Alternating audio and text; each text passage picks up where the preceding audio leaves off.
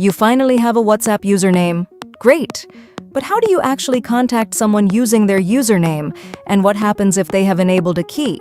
Here's everything you need to know. Once the feature is available, you can message, call, or even save someone using just their username. You don't need their phone number.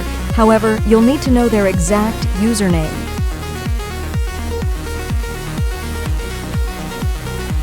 To start a chat, open the Chats tab and tap the New Chat button. Then tap the search bar and type the person's full exact username. If the username exists, you'll be able to start a chat with them.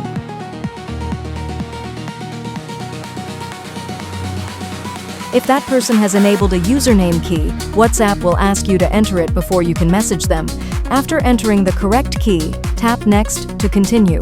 If you don't know their username key, you won't be able to contact them using their username. Once you've entered the correct username key, you won't need to enter it again for future conversations. You'll then see their username and display name in the chat.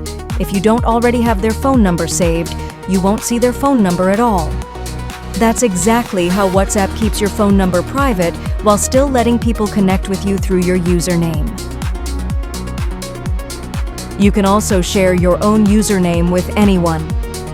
WhatsApp creates a personal link like wa.me/yourusername, which you can share on social media, your website, or even a business card. Your QR code will also include your username, making it even easier for people to connect with you. That's how WhatsApp username messaging works based on everything Meta has officially announced so far.